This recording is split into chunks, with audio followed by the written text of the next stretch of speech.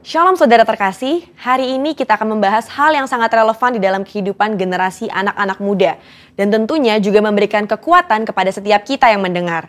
Di tengah dunia yang serba cepat perubahannya, akibat yang ditimbulkan adalah ketidakpastian akan masa depan dan adanya perasaan fear of missing out atau FOMO. Inilah yang seringkali saya tanyakan pada diri saya sendiri sebagai anak muda. Nanti ke depannya bagaimana ya hidup saya? Apakah akan berjalan baik? Apakah saya bisa memenuhi kebutuhan sehari-hari? FOMO ini adalah perasaan gengsi atau merasa kurang update dengan kejadian-kejadian yang berubah setiap hari. Bagaimana kita bisa lepas dari perasaan-perasaan ini dan mengalami kemenangan di dalam kehidupan? Dalam edisi Voice of Pentecost kali ini, kita akan membahas tentang dalam Yesus ada kepastian. Di dalam Alkitab, kita menemukan banyak tokoh-tokoh yang juga mengalami masalah dan tantangan dalam usia muda mereka. Kali ini, tokoh yang akan kita bahas adalah Yusuf. Saudara, coba bayangkan, sedari muda Yusuf mengalami penolakan dari saudara-saudaranya. Dia dibenci begitu rupa sampai dijual menjadi budak oleh saudaranya sendiri. Dia harus berusaha keras bertahan hidup di tanah asing. Sesudah dipercaya menjadi kepala rumah oleh Potifar, dia difitnah dan harus masuk penjara bertahun-tahun sebelum janji Tuhan digenapi dalam hidupnya. Lalu, apa yang bisa kita pelajari dari kehidupan Yusuf? Hal yang dapat kita pelajari adalah orang yang hidup benar, langkah hidupnya ditetapkan oleh Tuhan. Hal ini dituliskan dalam Mazmur 37 ayat 23. Bagaimana Yusuf tidak meninggalkan iman percayanya kepada Tuhan. Dia terus memiliki hubungan yang dekat dengan Tuhan. Di situ Yusuf menemukan kekuatan untuk bertahan dan terus percaya kepada janji-janji Tuhan. Dari sini dapat kita lihat bahwa orang yang hidupnya benar akan terus diproses oleh Tuhan agar siap menjalani panggilan hidup yang telah ditetapkan Tuhan. Selanjutnya, yang dapat kita pelajari bahwa Yusuf bisa saja khawatir dan ketakutan akan masa depannya. Tetapi Yusuf mengerti Allah lah yang membuat segalanya menjadi baik. Saudara, kalau saya jadi Yusuf, saya bisa menjadi stres hingga depresi. Bagaimana tidak? Dari kecil sudah dibuang oleh saudara sendiri, menjadi budak di tanah asing, lalu difitnah dan dipenjara. Di kacamata manusia, masa depan Yusuf itu suram dan tidak ada harapan lagi. Tetapi disitulah letak iman bekerja. Dalam Roma 4 ayat 18a berkata, sebab sekalipun tidak ada dasar untuk berharap, namun Abraham berharap juga dan percaya. Hari ini, di tengah masalah dan tantangan yang ada, kita perlu memiliki hubungan yang erat dengan Tuhan dan terus percaya kepadanya bahwa manusia bisa mereka-rekakan yang jahat, tetapi Tuhan sanggup mengubah menjadi kebaikan bagi kita semua. Tuhan Yesus berkata dalam Matius 6 ayat 31, "Mengapa kamu khawatir soal pakaian? Apakah yang akan kami makan? Apakah yang akan kami minum?" Perkataan Tuhan Yesus sangat relevan dengan generasi muda dan kita semua hari-hari ini. Bukankah ini yang dikhawatirkan oleh anak-anak muda sekarang? Bisa tidak ya saya mendapat pekerjaan? Bisa tidak ya saya mencukupi kebutuhan sehari-hari saya? Justru seharusnya generasi muda yang hidupnya di dalam Tuhan memiliki optimisme dan kepercayaan penuh kepada Tuhan. Bahwa Dia sanggup memelihara kita bahkan di tengah kondisi kekeringan sekalipun. Matius 6 ayat 33 dengan jelas berkata, "Carilah dahulu kerajaan Allah dan kebenarannya, maka semuanya itu akan ditambahkan kepadamu." Tapi apa ya maksudnya? Maksudnya adalah kita harus berusaha dengan sungguh-sungguh agar kuasa dan hadirat Allah termanifestasikan dalam hidup kita. Melalui Roh Kudus, kita berusaha untuk mentaati perintah Kristus. Hidup benar, tidak hidup dalam dosa, bekerja dengan cara yang benar, maka berkat Tuhan akan tercurah untuk mencukupi kehidupan saudara dan saya. FOMO terjadi karena adanya rasa tidak puas dan tidak pernah merasa cukup akan apa yang dimiliki seseorang dan fokus kepada pencarian duniawi semata. Tertulis dalam Kolose 3 ayat 2 bahwa pikirkanlah perkara yang di atas bukan yang di bumi. Sembari kita bekerja, bersekolah, dan berusaha di dunia ini, Alkitab juga mengajarkan untuk mulai membangun kehidupan kekal kita dari sekarang. Tuhan sendiri mengajarkan secara langsung kepada murid-muridnya dalam doa Bapa kami. Berikanlah kami pada hari ini makanan kami yang secukupnya. Dari sini kita tahu bahwa yang Tuhan kehendaki adalah hidup dengan ucapan syukur dan secukupnya. Selain itu, Paulus juga memberikan nasihat kepada Timotius tentang ibadah yang disertai dengan rasa cukup akan memberikan keuntungan yang besar. Jadi, kesimpulannya adalah setiap generasi akan memiliki masalah dan tantangannya sendiri-sendiri. Tetapi janji firman Tuhan adalah ya dan amin bagi semua orang yang percaya. Sekalipun janji Tuhan tampaknya belum digenapi, kita belajar untuk terus berharap hanya kepada Tuhan Yesus sesuai dengan firman-Nya. Di dalam Tuhan Yesus ada kepastian mengenai masa depan kita di tengah dunia yang serba tidak pasti. Bagian kita adalah berpegang terus pada firman yang Tuhan perintahkan.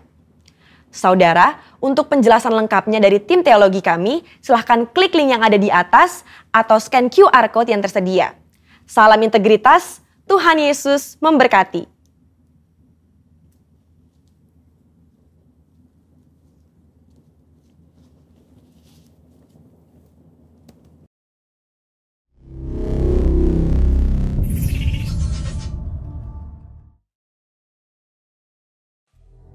Mazmur 91. Dalam lindungan Allah. Orang yang duduk dalam lindungan yang maha tinggi dan bermalam dalam naungan yang maha kuasa akan berkata kepada Tuhan, tempat perlindunganku dan kubu pertahananku, Allahku yang kupercayai. Sungguh, dialah yang akan melepaskan engkau dari jerat penangkap burung, dari penyakit sampar yang busuk. Dengan kepaknya ia akan menudungi engkau. Di bawah sayapnya engkau akan berlindung. Kesetiaannya ialah perisai dan pagar tembok. Engkau tak usah takut terhadap kedahsyatan malam, terhadap panah yang terbang di waktu siang, terhadap penyakit sampar yang berjalan di dalam gelap, terhadap penyakit menular yang mengamuk di waktu petang. Walau 1.000 orang rebah di sisimu, dan 10.000 di sebelah kananmu, tetapi itu tidak akan menimpamu. Engkau hanya menontonnya dengan matamu sendiri dan melihat pembalasan terhadap orang-orang fasik. Sebab Tuhan ialah tempat perlindunganmu, yang maha tinggi telah kau buat tempat perteduhanmu. Malapetaka tidak akan menimpa kamu, dan tulah tidak akan mendekat kepada kemahmu. Sebab malaikat-malaikatnya akan diperintahkannya kepadamu untuk menjaga engkau di segala jalanmu. Mereka akan menatang engkau di atas tangannya, supaya kakimu jangan terantuk kepada batu. Singa dan ular tedung akan kau langkahi. Engkau akan menginjak anak singa dan ular naga. Sungguh, hatinya melekat kepadaku, maka aku akan meluputkannya. Aku akan membentenginya sebab ia mengenal namaku. Bila ia berseru kepadaku, aku akan menjawab. Aku akan menyertai dia dalam kesesakan. Aku akan meluputkannya dan memuliakannya. Dengan panjang umur akan kukenyangkan dia, dan akan kuperlihatkan kepadanya keselamatan daripadaku. Mari saudara, kita deklarasikan Pentakosta ketiga. Pentakosta ketiga adalah pencurahan Roh Kudus yang dahsyat di zaman ini, melebihi yang terjadi di Azusa Street. Pentakosta ketiga akan mengakibatkan penuaian jiwa yang terbesar dan yang terakhir sebelum Tuhan Yesus datang kembali. Pentakosta ketiga akan membangkitkan generasi Yeremia, yaitu anak-anak muda yang dipenuhi Roh Kudus, cinta mati-matian terhadap Tuhan Yesus, tidak kompromi terhadap dosa, dan akan bergerak untuk memenangkan jiwa. Pentakosta ketiga lahir di Indonesia dan bergerak ke bangsa-bangsa. Gerakan ini dari timur ke barat dan akan kembali ke Yerusalem. Pentakosta ketiga akan memberikan kuasa untuk menyelesaikan amanat agung, dan setelah itu Tuhan Yesus datang kembali.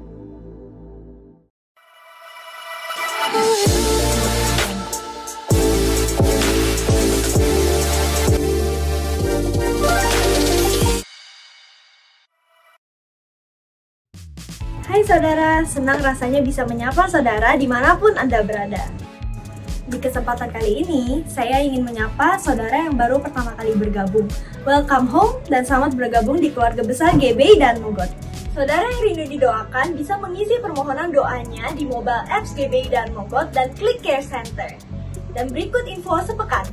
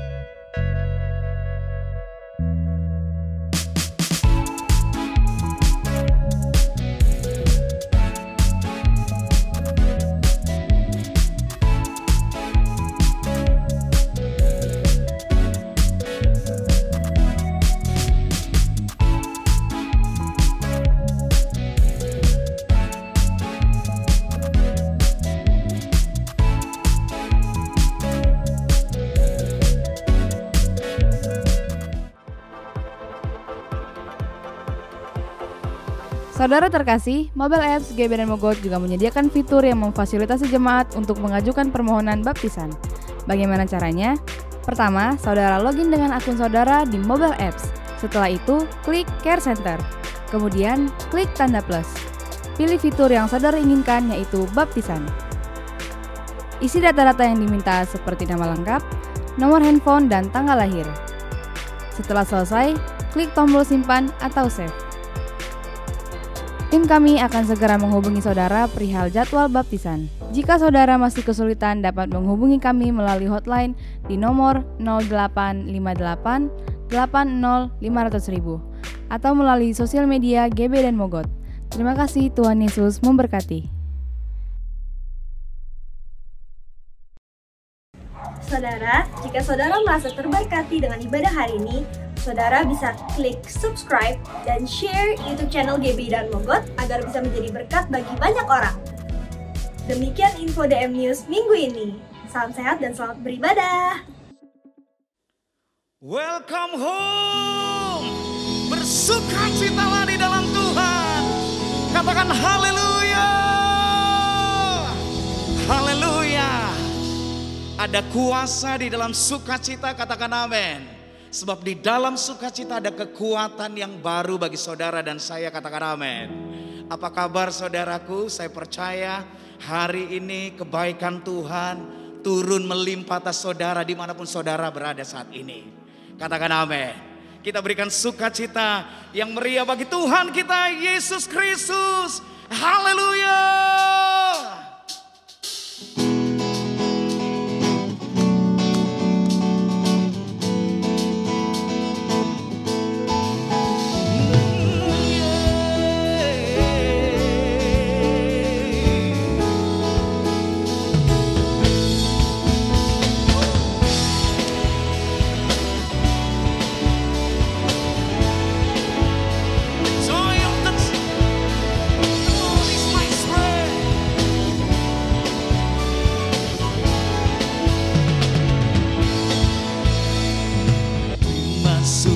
Cita surga, itulah kekuatan bagi jiwa. Ku dapat rasakan kasih-Nya di tengah badai yang bergelora. Terima sukacita surga, itulah kekuatan bagi jiwa. Ku dapat saksikan kuasa-Nya, taklukkan badai yang bergelora. Haleluya, Kau ada dalam hatiku, takkan patah semangatku, takkan hilang kekuatanku.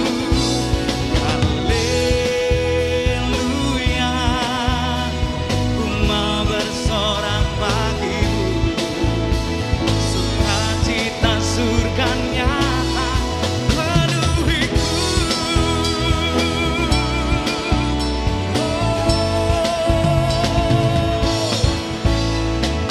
Terima sukacita surga, itulah kekuatan bagi jiwa.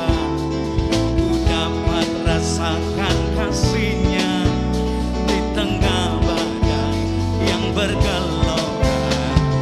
Terima sukacita surga, itulah kekuatan bagi jiwa. Ku dapat saksikan kuasa-Nya, taklukkan badai yang bergelora. Haleluya, Kau ada dalam hatiku, takkan patah semangatku, takkan hilang kekuatanku. Haleluya, ku mau bersorak bagimu. Sukacita surga nyata penuhiku.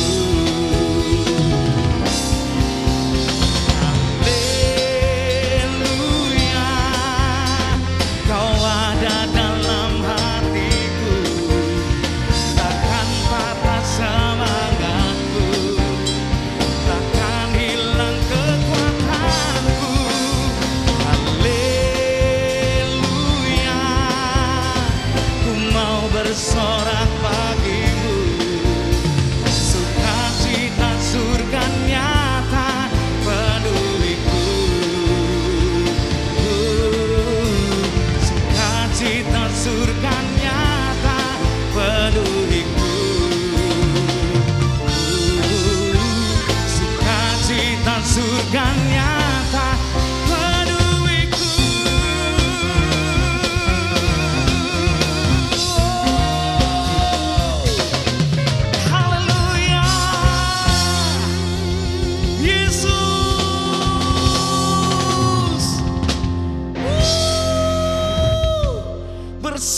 bersukacitalah di dalam Tuhan.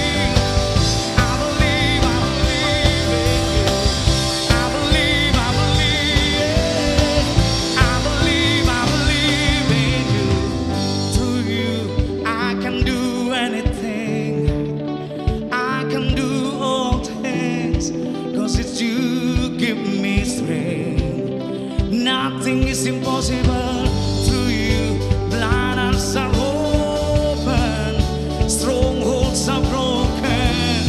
I'm living by faith. Nothing is impossible through you. I can do anything. I can do all things, 'cause it's you give me strength. Nothing is impossible through you. Blind eyes are open,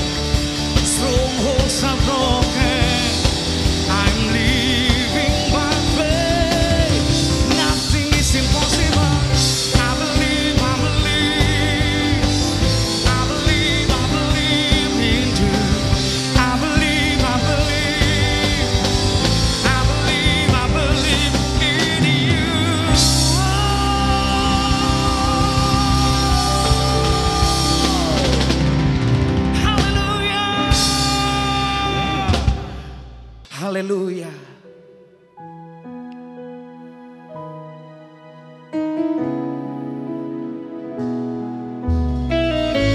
Engkau sungguh baik bagi kami ya Tuhan.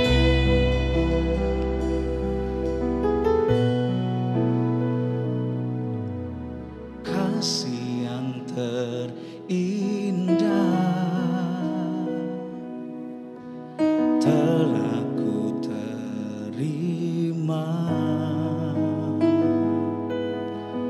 kasih yang terbesar darimu Yesus.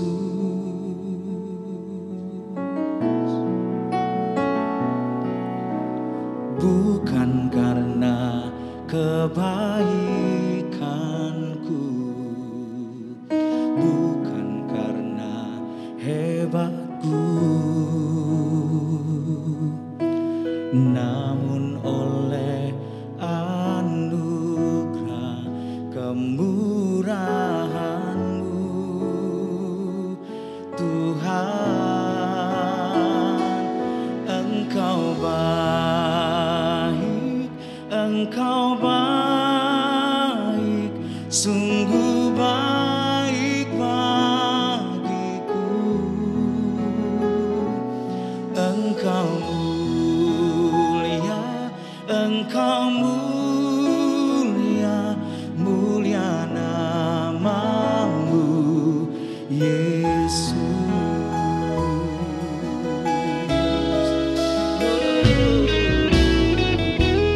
Yang terindah telah ku terima, kasih yang terbesar darimu Yesus.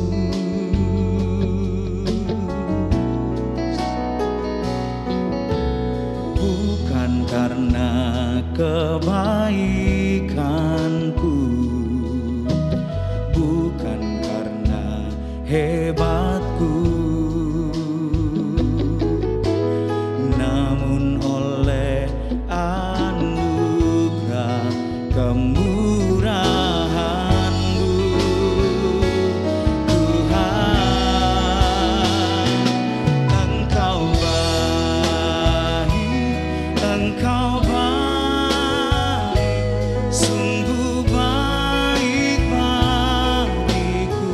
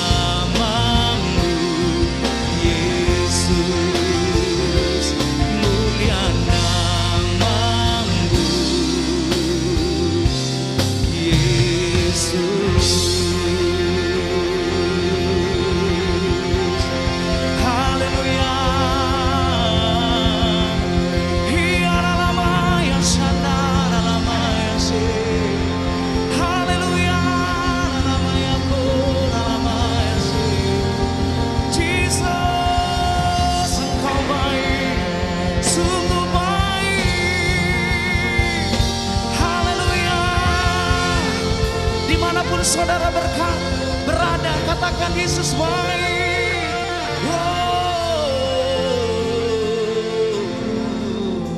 Kiana lama ya shanda lama se, kiana lama shando,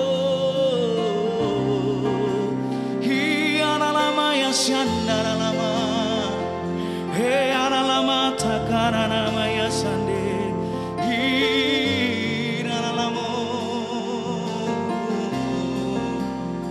Engkau baik Tuhan, sungguh baik Yesus,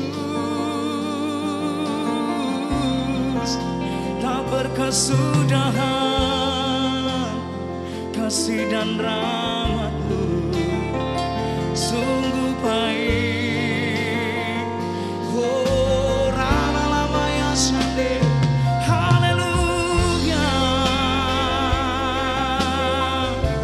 Mari angkat tangan kita, umat Tuhan, jemaat Tuhan. Angkat kedua tangan kita, sembah Yesus. Hiara lama yang syandara lama yang syande.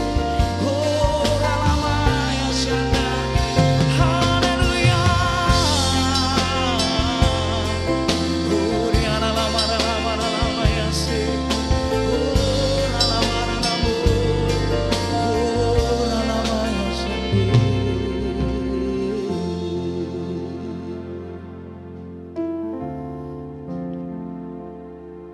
Dia sungguh baik, Dia sangat baik buat saudara dan saya.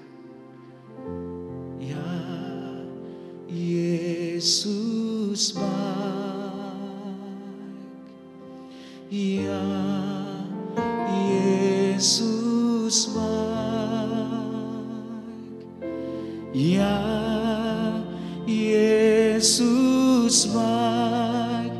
Dia baik buat saya.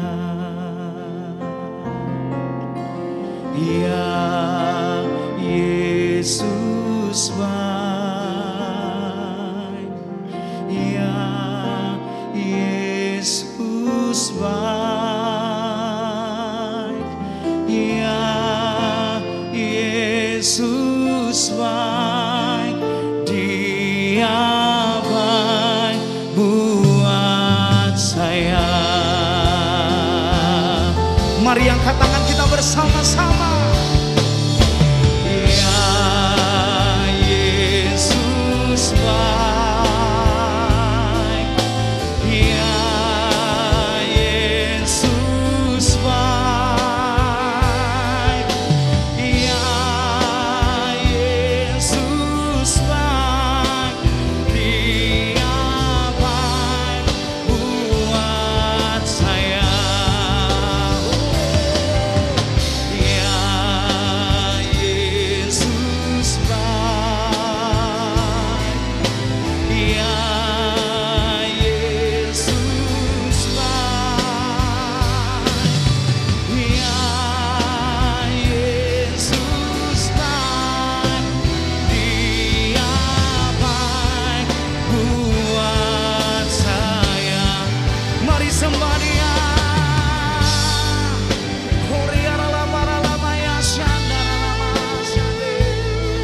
Ada mujizat di rumah-rumah, dimanapun saudara berada saat ini.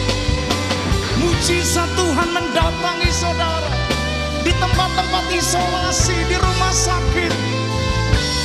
Tuhan hadir di sana. Tuhan hadir. Haleluya.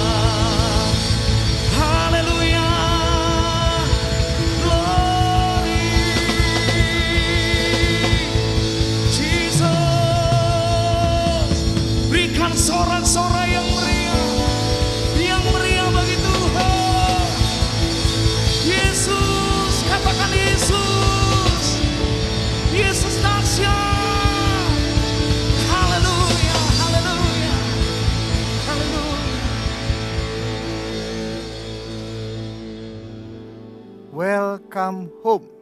Puji nama Tuhan. Saya sangat bersuka cita bisa kembali menjumpai setiap saudara.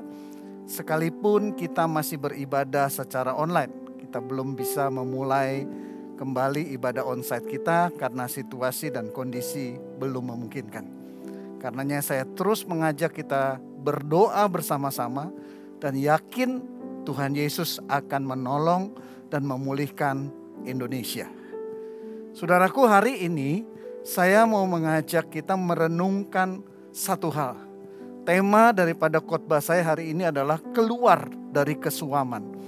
Bulan yang lalu saudaraku saya berbicara bahwa masa-masa pandemi, ibadah secara online dan juga begitu banyaknya tekanan-tekanan kehidupan di dalam kehidupan setiap orang percaya, membuat banyak orang percaya terjebak di dalam kesuaman. Secara kerohanian banyak dari kita yang mengalami kesuaman. Nah, hari ini saya mau berbicara bagaimana kita keluar dari kesuaman kita.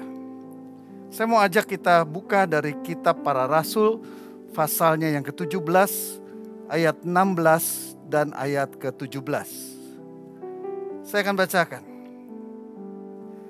Sementara Paulus menantikan mereka di Athena, sangat sedih hatinya karena ia melihat bahwa kota itu penuh dengan patung-patung berhala. Karena itu di rumah ibadat ia bertukar pikiran dengan orang-orang Yahudi dan orang-orang yang takut akan Allah. Dan di pasar setiap hari dengan orang-orang yang dijumpainya di situ. Saudara, menarik sekali, saat itu Rasul Paulus berada di kota Athena, Yunani. Dan dia menantikan kawan-kawannya untuk datang dan mereka bersama-sama akan melakukan penginjilan. Nah, waktu dia mengamat-ngamati kota Athena, dia melihat ada begitu banyak patung-patung penyembahan berhala. Dan Alkitab dengan jelas katakan Rasul Paulus sangat sedih hatinya. Sangat sedih hatinya.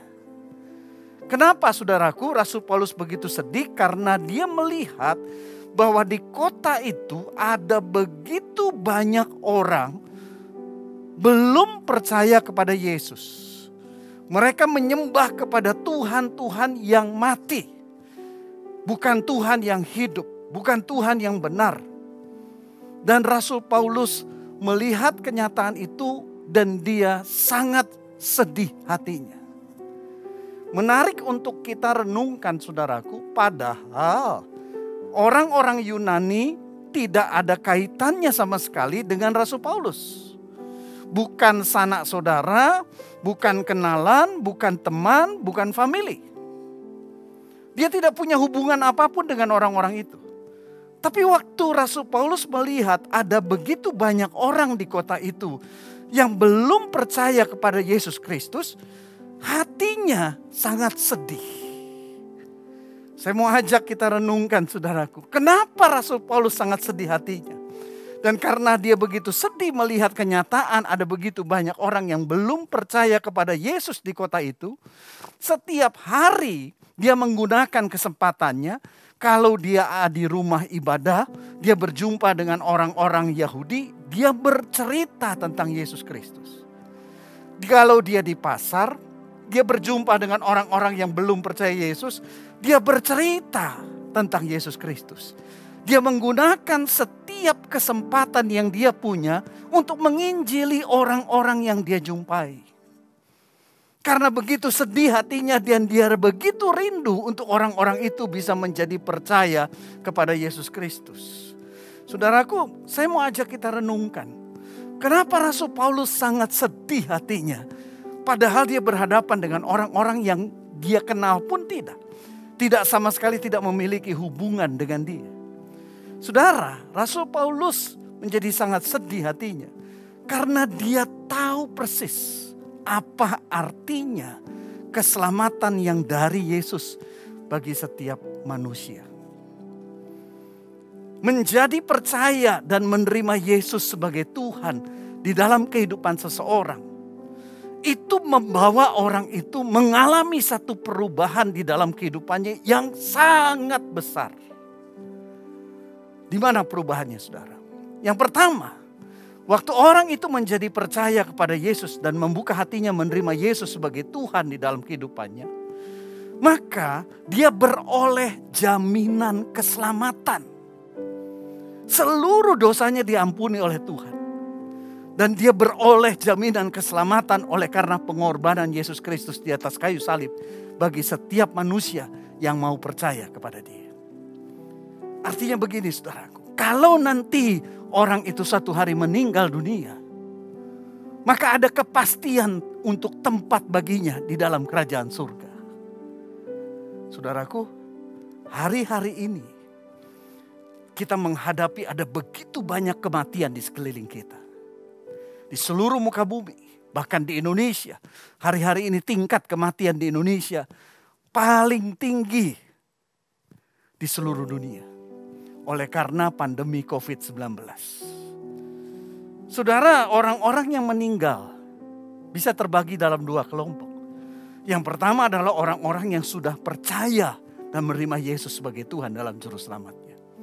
Buat orang-orang seperti ini, saudaraku, saya tidak mengecilkan rasa duka buat setiap kita yang ditinggalkan. Kita ditinggalkan oleh orang-orang yang kita kasihi, tentunya menimbulkan satu rasa duka yang sangat mendalam. Tetapi kalau kita benar-benar mau merenungkan akan keberadaan dari orang-orang yang meninggal tersebut, orang-orang yang meninggal di dalam Tuhan Yesus, mereka sudah berbahagia di dalam kerajaan surga. Mereka punya kepastian akan keselamatan. Nah, karenanya tentu mereka sekarang sedang berbahagia bersama dengan Tuhan di dalam kerajaan surga. Tetapi bagaimana dengan nasib orang-orang yang meninggal hari-hari ini yang belum percaya dan menerima Yesus sebagai Tuhan di dalam kehidupan mereka? Kemana mereka? Apa yang terjadi dengan hidup mereka setelah kematian mereka? Ada banyak hal yang mengerikan yang bisa kita bayangkan mereka akan alami. Yang kedua, saudaraku, bila seseorang menerima Yesus sebagai Tuhan di dalam kehidupannya, maka terjadi perubahan yang besar dalam hidupnya. Kenapa? Ada jaminan di mana dia bisa bersandar kepada Tuhan setiap waktu. Sejak seseorang menerima Yesus sebagai Tuhan dalam kehidupannya, pribadi Allah yang ketiga, Roh Kudus, tinggal di dalam kehidupan orang itu. Immanuel, Allah beserta kita. Karenanya ada jaminan bahwa setiap kita akan dimampukan untuk hidup dalam kekudusan. Kenapa? Karena ada Tuhan bersama kita yang akan menuntun dan menolong kita untuk senantiasa hidup dalam kekudusan. Dan waktu kita menghadapi persoalan, pergumulan yang hari demi hari semakin berat, semakin menekan, kita punya tempat untuk bersandar yang kokoh. Yaitu Tuhan, pribadi Allah yang ada bersama-sama dengan kita. Menolong kita, menuntun kita, memberikan jalan keluar buat setiap persoalan kita. Tapi buat orang-orang di luar yang belum menerima Yesus sebagai Tuhan, waktu mereka menghadapi pergumulan-pergumulan kehidupan, mereka tidak punya pengharapan. Mereka tidak punya tempat bersandar yang teguh. Sehingga seringkali mereka menjadi depresi. Bahkan cukup banyak orang yang berpikir akhirnya untuk bunuh diri. Kenapa? Karena mereka tidak lagi punya pengharapan di saat mereka mengalami tekanan-tekanan persoalan yang begitu besar dalam kehidupan. Tapi berbeda dengan orang-orang yang sudah menjadi percaya dan sungguh-sungguh mengikut kepada Yesus Kristus. Betapapun berat persoalan yang mereka hadapi, mereka punya tempat bersandar yang kokoh. Hal ini yang mendasari kenapa waktu Paulus melihat kondisi di kota Athena sangat sedih hatinya. Kenapa, saudaraku? Karena dia sangat merindukan tidak hanya dirinya, tapi orang-orang sebanyak mungkin bisa mengalami kasih karunia yang dia sudah terima dalam kehidupannya dengan menjadi percaya dan menerima Yesus sebagai Tuhan dan Juru Selamat. Yang kedua, saudaraku, kenapa Rasul Paulus begitu sedih hatinya? Karena waktu seseorang dia menjadi percaya kepada Yesus, maka panggilan kehidupannya itu akan mulai digenapi dalam kehidupannya. Kita perlu tahu panggilan kehidupan kita di dalam Yesus seperti apa. Kita buka 1 Petrus pasal kedua ayat yang ke-9, saudaraku. Dikatakan firman Tuhan seperti ini. Tetapi kamulah bangsa yang terpilih. Saudara dan saya orang-orang pilihan Tuhan. Imamat yang rajani, bangsa yang kudus, umat kepunyaan Allah sendiri, supaya kamu memberitakan perbuatan-perbuatan yang besar dari Dia, yang telah memanggil kamu keluar dari kegelapan kepada terangnya yang ajaib. Mari kita semua mengerti, saudara, bahwa waktu saudara dan saya menerima Yesus sebagai Tuhan, maka hal ini digenapi dalam hidup saudara dan saya. Saudara dan saya orang-orang pilihan Tuhan yang sekarang sudah dipanggil keluar dari kegelapan, dari hidup kita yang penuh dengan dosa, dari jalan-jalan hidup kita yang menuju kepada kebinasaan. Kita dipanggil keluar dari kegelapan, masuk ke dalam terang Tuhan yang ajaib di dalam Yesus Kristus. Dengan satu tujuan, supaya saudara dan saya memberitakan perbuatan-perbuatan Tuhan yang besar dalam hidup kita. Sehingga ada lebih banyak orang lagi yang akan menjadi percaya dan menerima Yesus sebagai Tuhan dan mengalami kasih karunia yang sama sebagaimana yang saudara dan saya sudah alami. Jadi saudara, hari-hari ini saya mau ingatkan. Jangan lupa panggilan hidup kita ini. Apakah kita masih merasa sedih hati kita waktu melihat ada orang-orang yang belum percaya kepada Tuhan? Atau sekarang kita mulai suam? Dan waktu kita melihat kenyataan banyak orang yang belum mengenal Tuhan, hati kita tidak merasa gelisah. Hati kita tidak merasakan lagi kesedihan sebagaimana yang dialami oleh Rasul Paulus. Atau sebagian dari kita berkata seperti ini. Pak, ini masa sulit. Saya sedang terpuruk. Mungkin sedang dilanda oleh ketakutan akan sakit penyakit, akan kematian. Mungkin sedang dilanda oleh kekhawatiran akan penghasilan, akan kondisi ekonomi, keuangan. Atau mengalami hal-hal buruk lainnya hari-hari ini. Pak, saya sedang terpuruk. Bagaimana mungkin saya berpikir untuk keselamatan orang-orang lain, sementara saya sendiri sedang mengalami persoalan-persoalan yang berat dalam hidup saya. Saudara, saya mau ingatkan, saudara. Rasul Paulus, sejak dia menerima Yesus sebagai Tuhan, lalu dia mulai memberitakan Injil, maka hidupnya itu berubah total. Sebelum dia kenal Yesus, menerima Yesus, dia itu hidupnya mapan. Secara keuangan dia berkelimpahan, dia juga sangat dihormati di masyarakat. Tapi justru setelah dia mengenal Yesus, dia dijauhi. Orang-orang jadi benci dia. Orang-orang Yahudi yang tadinya bersahabat dengan dia menjadi benci dia, mau tangkap dia, mau bunuh dia. Karena dianggap pengkhianat dia. Dan di 2 Korintus 11 Rasul Paulus ceritakan. Karena begitu setianya dia untuk memberitakan Injil, dia mengalami berbagai-bagai aniaya yang sangat berat dalam kehidupannya. Jadi dia waktu memberitakan Injil tidak sedang dalam keadaan baik-baik. Tapi justru karena dia memberitakan Injil, dia mengalami begitu banyak tekanan, persoalan, pergumulan dalam kehidupannya. Apakah kemudian jadi berhenti dia di dalam memberitakan Injil? Tidak. Saya mau bacakan apa yang dia katakan di dalam 2 Korintus 1 ayat ke-3 sampai dengan ayat ke-4. Rasul Paulus katakan begini. Terpujilah Allah, Bapa Tuhan kita Yesus Kristus, Bapa yang penuh belas kasihan dan Allah sumber segala penghiburan. Yang menghibur kami dalam segala penderitaan kami, sehingga kami sanggup menghibur mereka yang berada dalam bermacam-macam penderitaan dengan penghiburan yang kami terima sendiri dari Allah. Saudara, perlu kita pahami. Waktu kita mengerti akan panggilan Tuhan dalam hidup kita untuk memberitakan perbuatan-perbuatannya yang besar dalam hidup kita.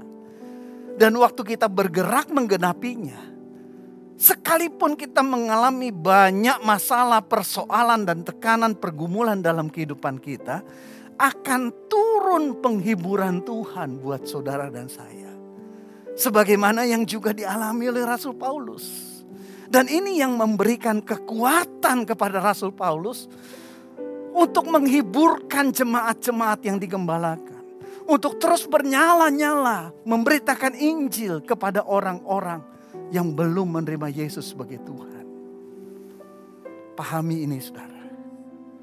Semakin kita berhenti tidak melakukan apa yang Tuhan perintahkan untuk kita lakukan. Apa yang menjadi panggilan kehidupan kita setelah kita dipanggil keluar dari kegelapan menuju masuk dalam terang Tuhan yang ajaib, yaitu untuk memberitakan perbuatan-perbuatan Tuhan yang besar.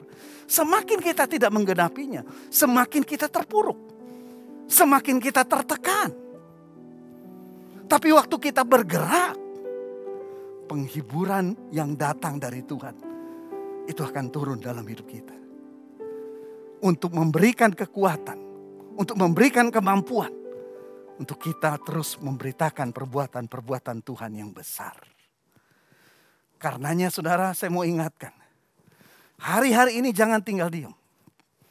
Kalau kita mulai merasakan roh kita mulai suam, jiwa kita penuh dengan tekanan, pergumulan, dan sepertinya untuk beribadah saja kita malas. Baca Alkitab saja kita malas. Apalagi memberitakan tentang perbuatan-perbuatan Tuhan yang besar. Kita sepertinya begitu enggan. Tapi hari ini saya mau berkata pada saudara, ayo bangkit.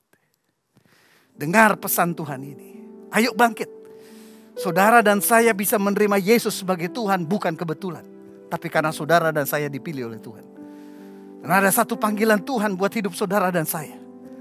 Memberitakan perbuatan-perbuatan Tuhan yang besar di dalam kehidupan kita. Betapapun beratnya kehidupan kita, percayalah pasti ada pertolongan. Pasti ada hal-hal yang kita bisa syukuri yang Tuhan lakukan. Pasti ada bahan untuk kita menceritakan hal-hal yang baik, hal-hal yang hebat yang Tuhan kerjakan buat hidup kita hari-hari ini. Dan mari lakukan itu saudara. Karenanya saudara, untuk kita keluar dari kesuaman kita, saya ajukan beberapa hal untuk kita lakukan. Yang pertama adalah mari kita mulai ingat-ingat di lingkungan sekitar kita siapa saja yang belum menerima Yesus sebagai Tuhan. Dan mari doakan sungguh-sungguh. Mari doakan. Mungkin dia keluarga inti kita. Mungkin dia keluarga besar kita. Mungkin teman, rekan, kerja atau siapapun orang-orang yang kita kenal. Yang belum menerima Yesus. Mari mulai doakan. Mari mulai mendoakan.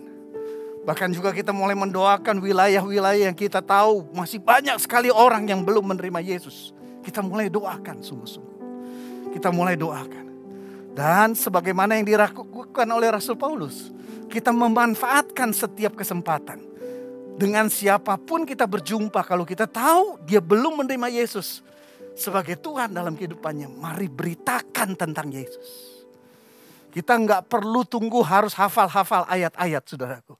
Tapi sebagaimana 1 Petrus 2 ayat 9 tadi katakan, ceritakan perbuatan-perbuatan yang besar yang Tuhan lakukan dalam hidup kita. Bersaksi. Kisah Rasul 1 ayat 8 katakan, tetapi kamu akan menerima kuasa kalau Roh Kudus turun ke atas kamu. Dan kamu akan menjadi saksiku di Yerusalem, seluruh Yudea, Samaria dan sampai ke ujung-ujung bumi. Dan mari kita lakukan ini. Kuasa Roh Kudus sudah turun atas hidup saudara dan saya. Mari jadi saksinya Yesus. Ketemu dengan orang siapapun dia. Ceritakan perbuatan-perbuatan Tuhan yang besar dalam hidup kita. Dan yang ketiga saudaraku, hari-hari ini ada begitu banyak orang dalam pergumulan. Baik itu sakit penyakit, baik itu masalah ekonomi, masalah keluarga dan lain sebagainya. Mari tawarkan kepada mereka. Boleh gak saya berdoa buat kebutuhanmu? Dan mulai doakan. Kalau dia sakit, ya mungkin kita tidak bisa ketemu dengan tatap muka. tapi melalui video call atau audio call. Kita melalui telepon, baik melalui suara ataupun melalui gambar. Kita doakan dia, saudaraku. Kita doakan. Pergumulan-pergumulan apapun yang sedang dia hadapi, kita doakan. Karena ada kuasa di dalam doa orang yang sungguh-sungguh percaya kepada Tuhan. Saya mau bagikan Markus 16 ayat 15 sampai 18, saudaraku. Apa yang terjadi waktu kita bangkit dan mulai memberitakan tentang Yesus. Markus 16 ayat 15 sampai 18 katakan begini.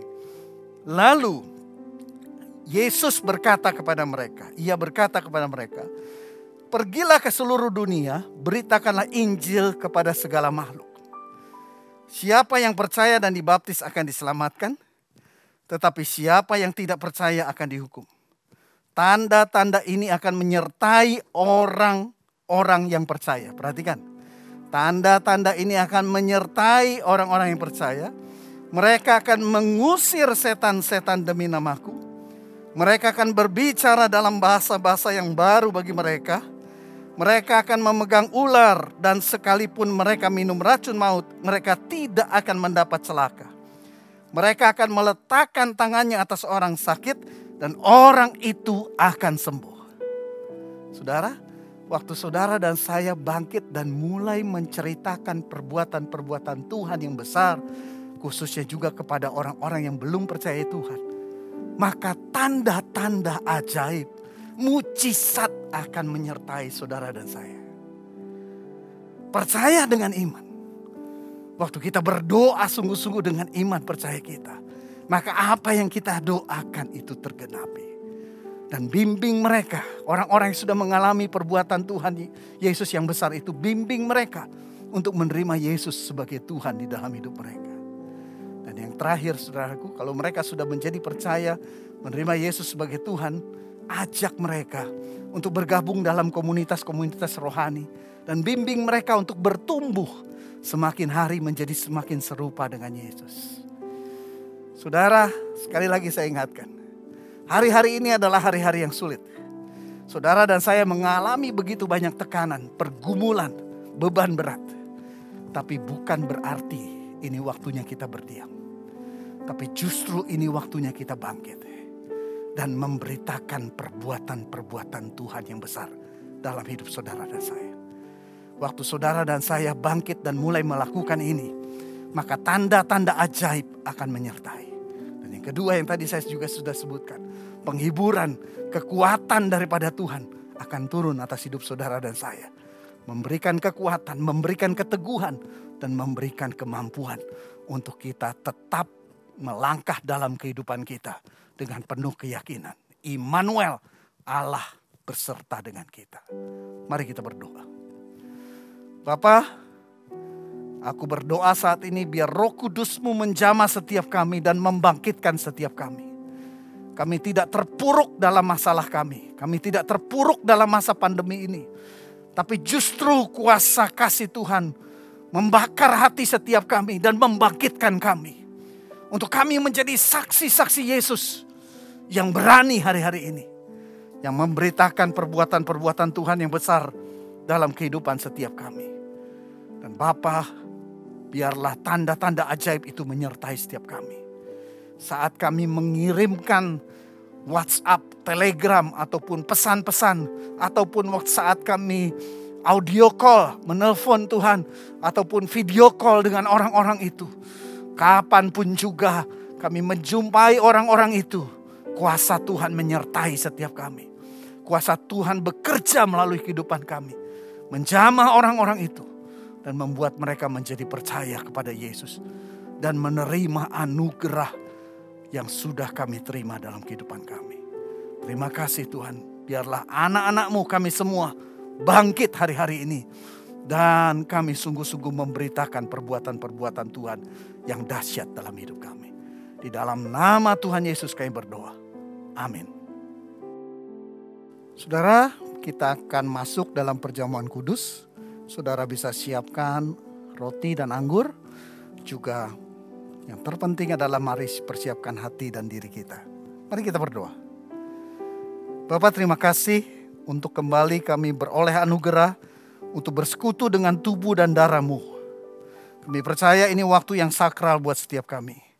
Karenanya saat ini kami merendahkan diri di hadapan-Mu dan berdoa. Tuhan, ampunilah segala dosa dan kesalahan kami. Sucikan, kuduskan, dan layakkan kami untuk bersekutu dengan tubuh dan darah-Mu. Kami percaya ada kuasa yang tak terbatas melalui perjamuan kudus. Siapapun dari kami yang mengalami sakit saat kami bersekutu dengan tubuh dan darah Yesus, kuasa kesembuhan Tuhan turun atas kami. Siapapun dari kami yang saat ini terbelenggu saat kami masuk dalam perjamuan kudus, kuasa Tuhan turun dan membebaskan setiap belenggu dari kehidupan kami. Dan juga kuasa perjamuan kudus kami yakini menurunkan berkat-berkat Tuhan yang sempurna buat hidup setiap kami. Tuhan, kami buka hati kami buka hidup kami, dan kami siap masuk dalam perjamuan ini. Di dalam nama Tuhan Yesus. Mari kita angkat roti di tangan kita tinggi-tinggi, saudara. Sebab apa yang telah kuteruskan kepadamu telah aku terima dari Tuhan. Yaitu bahwa Tuhan Yesus pada malam waktu ia diserahkan mengambil roti. Dan sesudah itu ia mengucap syukur atasnya. Ia memecah-mecahkannya dan berkata, inilah tubuhku yang diserahkan bagi kamu. Perbuatlah ini menjadi peringatan akan aku. Saudaraku, bukankah roti yang kita pecah-pecahkan ini adalah bentuk persekutuan kita dengan tubuh Kristus? Mari kita makan dalam nama Tuhan Yesus Kristus.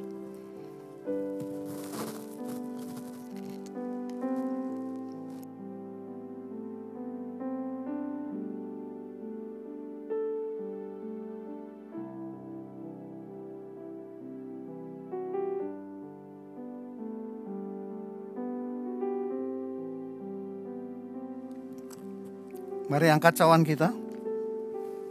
Demikian juga yang mengambil cawan sesudah makan lalu berkata, cawan ini adalah perjanjian baru yang dimeteraikan oleh darahku. Perbuatlah ini setiap kali kamu meminumnya menjadi peringatan akan aku.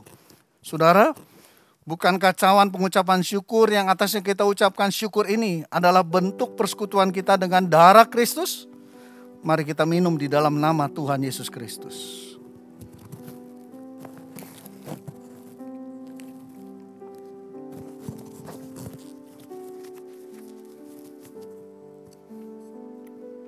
Bapa, terima kasih untuk kasih karunia-Mu yang sempurna buat hidup setiap kami. Aku berdoa Tuhan, saat ini perlindungan-Mu yang sempurna ada atas setiap kami. Penjagaan bala tentara malaikat-Mu melingkupi akan seluruh keberadaan kami. Dan aku juga berdoa untuk setiap pergumulan yang saat ini dihadapi oleh para anak-anak-Mu ya Tuhan. Yang sakit Tuhan sembuhkan. Yang mengalami masalah dalam ekonomi keuangan. Aku berdoa biar ada terobosan-terobosan terjadi dalam hidup setiap anak-anak-Mu.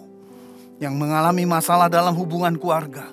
Biar kasih Tuhan saat ini turun menjamah dan memulihkan Tuhan. Terima kasih ya Bapa. Terpuji-pujilah nama-Mu. Di dalam nama Tuhan Yesus Kristus kami alaskan semua doa dan ucapan syukur kami. Amin. Saudara, ini waktunya kita memberikan persembahan kita. Pastikan kalau kita memberi didasari oleh hati yang sungguh-sungguh mengasihi Tuhan. Dengan kerelaan dan dengan ketulusan kita bawa persembahan kita. Dan kita percaya itu menyenangkan hati Tuhan. Mari kita berdoa. Bapa, terima kasih untuk kesempatan kami boleh memberikan persembahan kami. Dari apa yang Tuhan berikan, kami sisihkan bagian yang terbaik. Dan kami berdoa biarlah ini sungguh-sungguh mempermuliakan nama-Mu dan menyenangkan hati-Mu. Engkau memberkati setiap kami, menjadikan kami bendahara-bendahara yang jujur di hadapan-Mu. Dan dipakai Tuhan menjadi saluran berkat buat semakin banyak orang. Terima kasih Bapa, dalam nama Tuhan Yesus kami berdoa. Amin.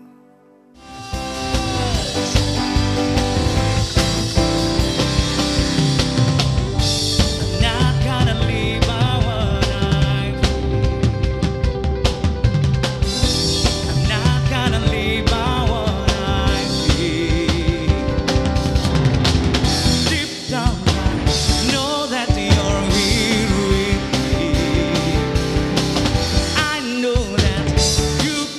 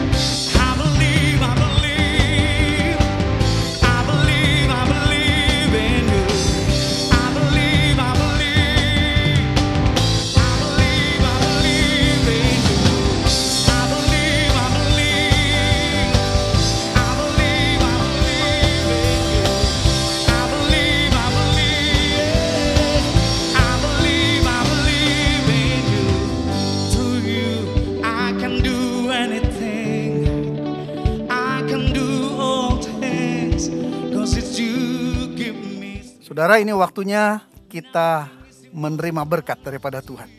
Buka hati saudara, siapkan diri saudara, angkat kedua tangan saudara tinggi-tinggi. Prajurit-prajurit Tuhan yang gagah perkasa, saat ini terimalah berkat, kasih karunia, damai sejahtera, serta sukacita yang berlimpah-limpah.